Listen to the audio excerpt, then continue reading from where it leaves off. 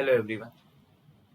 इस वीडियो में हम लोग 3 चैप्टर्स को बेसिकली कवर करने वाले हैं। Dual nature of radiation, atoms and nuclei. Nuclei also includes radio activity. ठीक है, तो ये जो क्वेश्चन हमारे सामने है ये 2018 का क्वेश्चन है। इसमें बोला गया एक electron, proton and alpha particle तीनों का काइनेटिक एनर्जी सेम है और वो सर्कुलर ऑर्बिट्स कर रहे हैं इन अ मैग्नेटिक फील्ड। तो हमको पता है मैग्नेटिक फील्ड में जो रेडियस होगा वो mv/bq को फॉलो करेगा। mv यानी मोमेंटम है, मोमेंटम को हम √2m भी लिख सकते हैं बाई bq। सबका काइनेटिक एनर्जी सेम है, b सेम है, तो कहने से r is proportional to √m/q। इस क्वांटिटी को हम x बोल देते हैं। अगर हम इलेक्ट्रॉन के लिए x लिखें तो वो इतना होगा। अगर हम प्रोटॉन्स के लिए लिखें तो ये इतना होगा। अगर हम अल्फा पार्टिकल्स के लिए लिखें तो उसका मास होगा 4 टाइम्स ऑफ प्रोटॉन और चार्ज होगा 2 टाइम्स ऑफ प्रोटॉन। तो आप देखोगे तो ये आ जाएगा वापस से इतना ही।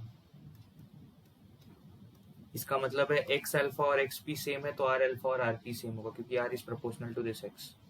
और हमको पता है mass of proton is more than mass of electron, तो radius of electron will be less than radius of proton. So this will be the relation that then matches with option 2. ठीक है, so this is how we will analyze this particular question, है ना। ऐसे हम लोग इस question को देखेंगे। नेक्स्ट क्वेश्चन की तरफ बढ़ते हैं। Okay, this question is from 2018। अब देखिए यहाँ पे बोला गया है कि de Broglie wavelength are lambda n and lambda g for an electron in nth state and ground state. तो उसका वेवलेंथ को हमको रिप्रेजेंट करना है जब वो ट्रांजिशन कहाँ से कहाँ कर रहा है, nth state to ground state, in either of these possibilities. तो सबसे पहले डी ब्रॉगली वेवलेंथ को हम ऐसा लिख सकते हैं, मोमेंटम है तो हम उसको ऐसा लिख सकते हैं कि nth kinetic energy in nth orbital. तो kinetic energy in nth orbital हो जाएगा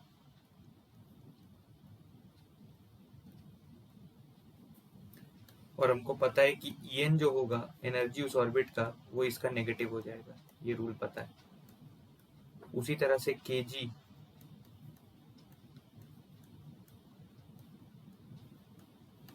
तो Eg हो जाएगा।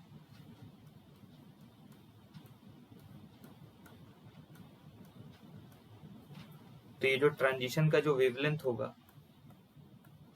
यानी ये एनर्जी आएगा और ये एनर्जी इस ट्रांजिशन से मिल रहा है, तो ये होगा En माइनस Eg, जो energy difference between the shells होगा। तो इसको हम लिख लेंगे, थोड़ा कॉमन निकाल लेते हैं, आई थिंक सबको क्लैरिटी होगा। तो ये वेवलेंथ का वैल्यू आ जाएगा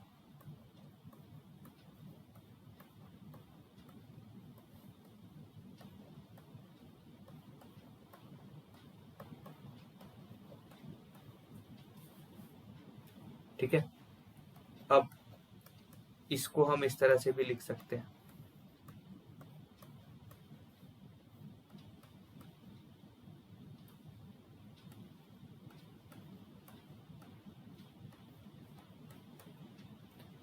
now we know lambda is h/mv और ये जो v है that is proportional to z/n, so lambda will be proportional to n, and since n is very large, so lambda n will be very very large as compared to lambda g।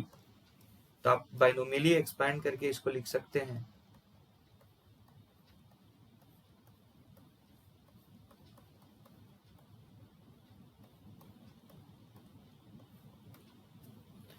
और अगर इसको आप देखेंगे तो ये इस form में बैठ जाएगा।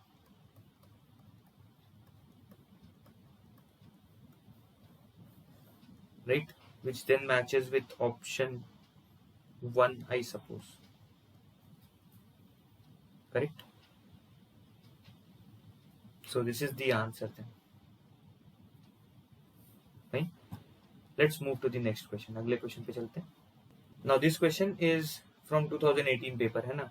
इसमें बोला गया कि series limit of frequency for Lyman series is से ρl, ठीक है। What is the series limit for P fund?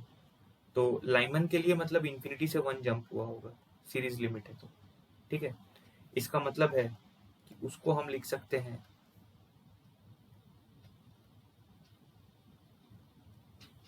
E not, ठीक है। और series limit of P fund को हम लिख सकते हैं इंफिनिटी से 5, तो उसको हमको लिखना होगा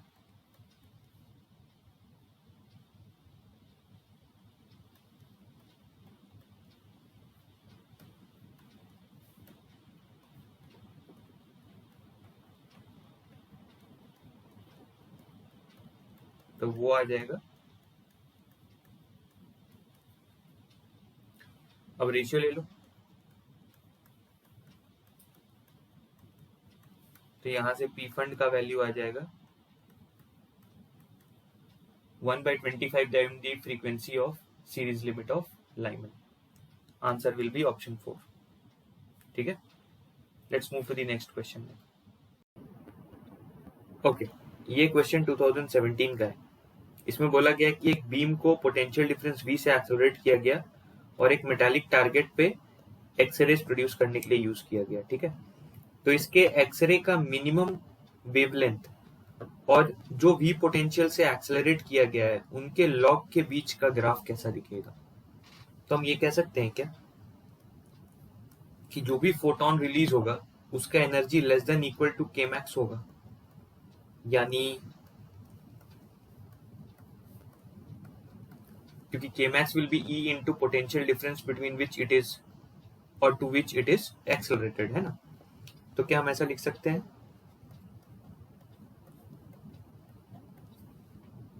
करेक्ट। सो लैम्डा मिनिमम ये हो गया। ये hc/E एक कांस्टेंट है, तो मान लेते हैं कुछ k कांस्टेंट है वो। दोनों तरफ लॉग ले लो,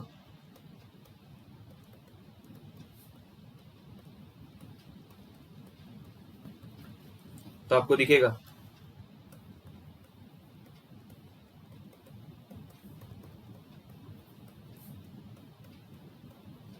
ये y equal to mx plus c का फॉर्म ले लिया, जहां पे स्लोप नेगेटिव है और इंटरसेप्ट पॉजिटिव है। तो अगर हम इन सारे ग्राफ्स को देखें तो हमारा ऑप्शन पहला से मैच कर जाएगा, बाकी सारा आप रिजेक्ट कर पाएंगे। Hope this is clear to you. अगले क्वेश्चन पे चलते हैं। ये क्वेश्चन भी 2017 का ही है, ठीक है। अब इसमें क्या बोला गया है, एक पार्टिकल A है m मास का, वो v वेलोसिटी से चल रहा है, और वो particle B which is at m/2 rest पे है। This is the initial condition. Head on collision है, इलास्टिक कोलिजन है, तो हम मान लेते हैं कोलिजन के बाद ये सिचुएशन बना। तो अगर हम मोमेंटम कंजर्वेशन लिख दें,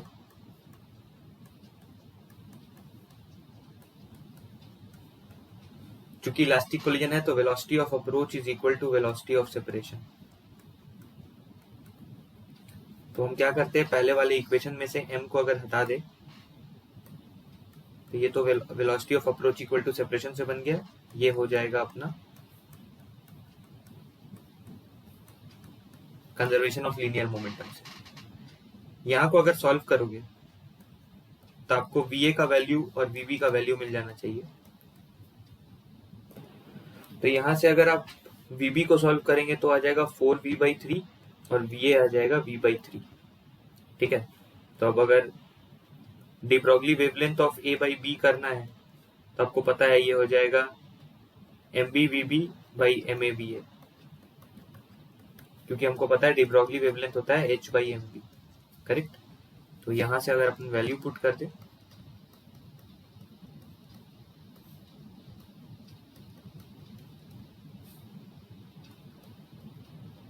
ये हो जाएगा 2, तो हमारा आंसर हो जाएगा ऑप्शन 2, ठीक है। अगले क्वेश्चन की तरफ बढ़ते हैं। देखो ये क्वेश्चन है 2017 का, ठीक है। अब इसमें क्या बोला है कि दो ट्रांजिशन हुआ, उनके वेवलेंथ को हमको रिलेट करना है, ठीक है। तो जो लैम्डा 1 वाला ट्रांजिशन है ना, वो -e से -2e पे हुआ है, तो एनर्जी रिलीज कितना होगा, एनर्जी रिलीज होगा E, तो वो होगा hc बाई लैम्डा 1। ये मेरा पहला चीज है। और जो दूसरा ट्रांजिशन है ना, वो -e से -4/3e तक हुआ है, तो कहने से एनर्जी रिलीज जो होगा वो E/3 होगा।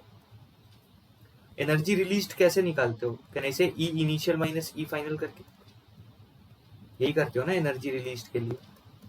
तो वही किया मैंने पहले केस में भी, तो वो था -2e और -e, तो ये हो गया था पहले केस में -e माइनस ऑफ -2, तो इसलिए वो E आ गया था। दूसरे केस में भी आप करके देख सकते हो, वो E/3 आएगा, और वही एनर्जी फोटोन लेके निकलेगा, तो hc by lambda by 2। Ratio ले लेते हैं, तो अगर इसी का रेशियो ले लोगे तो 3 will be equal to lambda 2 by lambda 1। हम लोगों को लैम्डा 1 बाई लैम्डा 2 का रेशियो पूछा था, तो वो 1/3 होगा, हेंस आंसर विल बी 4, है ना। बस इसमें यही चीज ध्यान रखना था कि डेल्टा E कैसे निकालेंगे, और डेल्टा E जो निकालोगे फोटोन वही लेके निकलेगा। फोटोन का एनर्जी अपने को पता है hc बाई लैम्डा होता है, वहां से हम लोग कैलकुलेट करके रेशियो निकाल लेंगे, ठीक है। चलो आगे बढ़ते हैं। ओके, इस क्वेश्चन में बोला गया कि एक रेडियो एक्टिव न्यूक्लियस है A, और वो स्प्लिट करता है या वो डिके करता है B में, ठीक है। इनिशियली मान लेते हैं A का n नंबर था, B का 0 था, ये t इक्वल टू 0 की बात है। किसी टाइम t पे हमको बोला गया कि इसका Na नंबर्स बचा है, इसका Nb नंबर्स बचा है, लेकिन एक इंफॉर्मेशन दिया Nb बाई Na इज 0.3, तो Nb को हम लिख सकते थे 0.3 Na। हमको पता है Na और Nb को ऐड करेंगे तो N ही होना चाहिए, नंबर ऑफ न्यूक्लियस तो कंजर्व रहेगा टोटल नंबर, तो Na प्लस Nb N के बराबर है। Nb के जगह 0.3 Na डाल दोगे तो ये हो जाएगा 1.3 Na N के बराबर, तो Na हो जाएगा N बाई 1.3। हमको ये भी पता है कि Na एट एनी टाइम हम ये लिख सकते हैं n0 e to the power minus lambda t, जहां पे लैम्डा का वैल्यू होगा ln 2 बाई हाफ लाइफ। तो हम जिस इंस्टेंट को खोजना चाह रहे हैं उस समय Na का वैल्यू है n by 1.3, initial number of atoms था n, तो ये भी n रहना चाहिए था। अगर हम n को कैंसिल करके दोनों तरफ log ले लें, ln ले लें, base log base e ln, तो ये कुछ ऐसा हो जाएगा। इसको अगर हम लैम्डा को पुट कर दे तो ये टाइम इंस्टेंट अपने को मिल जाएगा,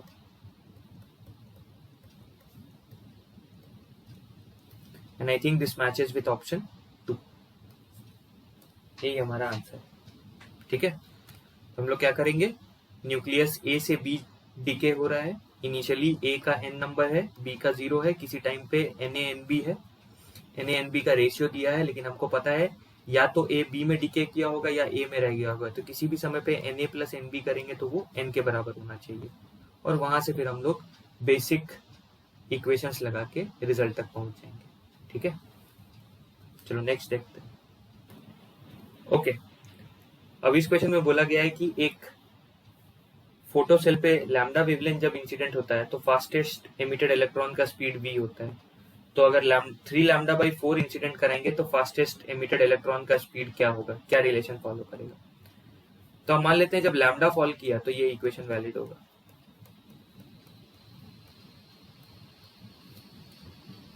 जब 3 लैम्डा बाई 4 करेगा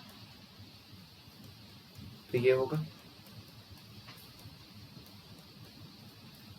इन दोनों इक्वेशंस को जब आप सब्ट्रैक्ट कर देंगे, ठीक है,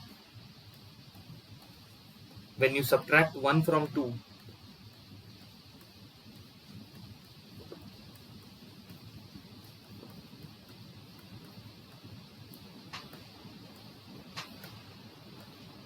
you get this।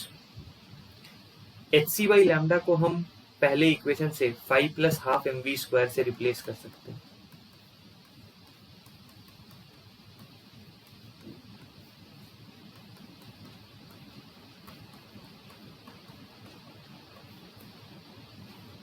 Bracket open करोगे,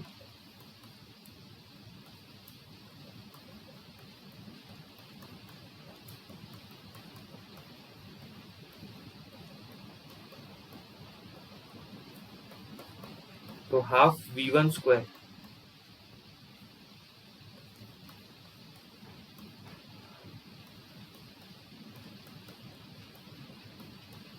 ठीक है। थोड़ा सा और अगर इसको हम लोग सिंप्लीफाई करते हैं,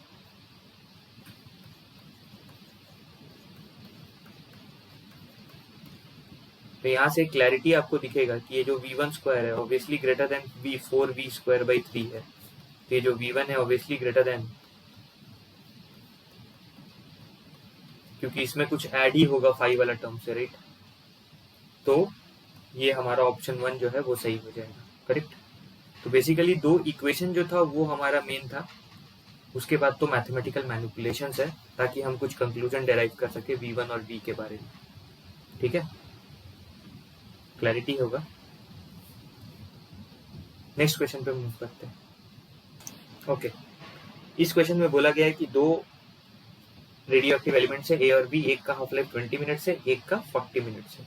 इनिशियली सैंपल में दोनों का नंबर सेम है, तो t इक्वल टू 0 पे दोनों का नंबर सेम है। t इक्वल टू 80 मिनट्स पे, अब देखो अगर 80 मिनट्स पार हुआ तो a का 4 हाफ लाइफ पार हो जाएगा। तो कहने से अब a का जो नंबर ऑफ न्यूक्लियस लेफ्ट होगा वो n/16 होगा, लेकिन b का 2 हाफ लाइफ पार हुआ तो उसका number of nucleus remaining n/4 होगा। तो कहने से decayed nucleus for a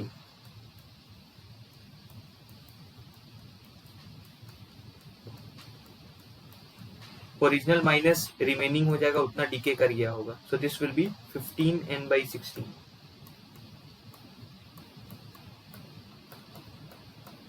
decade of B